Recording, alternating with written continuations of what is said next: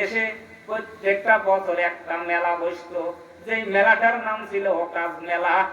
এই মেলায় জুয়া খেলাকে কেন্দ্র করে দুইটা গ্রুপের মধ্যে আল্লাহর নবীজির বংশ এবং কায়েস বংশের মধ্যে দুইটা গ্রুপ হয়ে গেল।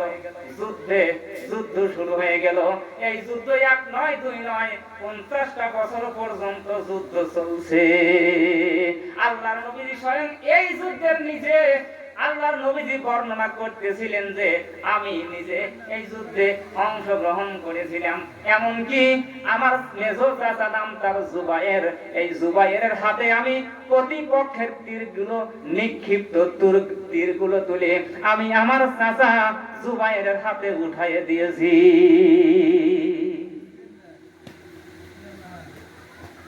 নবীজি চিন্তা করলেন, এই অবস্থায় যদি চলতে থাকে এই দেশ তো দেশ থাকবে না, সমাজ তো সমাজ থাকবে না, এই দেশ একদিন রসাতলে যাবে। আল্লাহর নবীজির বয়স তখন মাত্র 17 বছর। আল্লাহর নবীজি ধর্ণা দিলেন গাড়ে হেরায়। আল্লাহর নবীজি বলতেছেন, কাবার মালিক, এই দেশ তোমার, জাতি তোমার, সকল কিছুই তোমার।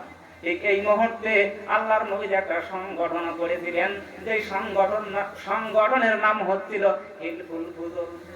যুবকদেরকে নিয়ে এই অন্যায় থেকে, এই দেশকে অন্যায়ের হাত থেকে রক্ষা করার জন্য যখন আল্লাহর নবীজি সংগঠন করেছেন, তাও কাজ হয় নাই। চুরি বন্ধ হয় নাই, ডাকাতি বন্ধ হয় নাই, জেনা বন্ধ হয় নাই, লুটতরাজ বন্ধ হয় নাই। এর কারণ হলো তখনও কোরআন নাজিল হয় না। আল্লাহর নবীজির মতো মানুষ যদি কোরআন ছাড়া, যেহেতু তখনও কোরআন নাজিল হয় নাই, কোরআন ছাড়া যদি সংগঠন করে দেশটাকে শান্ত রাখার জন্য, সঠিকভাবে পরিচালনা করার জন্য, জেনা, ব্যভিচার, দুর্নীতি, সুদ, ঘুষ থেকে রক্ষা করার জন্য কোরআন বাদ দিয়ে যদি সংগঠন করার পরেও যদি কাজ না হয়, আজও এ বাংলাদেশে কোরআন বাদ দিয়ে যদি আপনি সংগঠন করেন আর যদি আপনি মনে করেন এই দেশটা আমি শান্ত শৃঙ্খলা ভাবে চালাবো, কখনো সম্ভব না। কারণ আল্লাহর নবীজির চাইতে এমন একজন নেতা এ জমিনে আসেও নাই, আসবেও না। বন্ধ হয় নাই, ডাকাতিও বন্ধ হয় নাই, কারণ ওই সময়ে কোরআন নাজিল হয় না।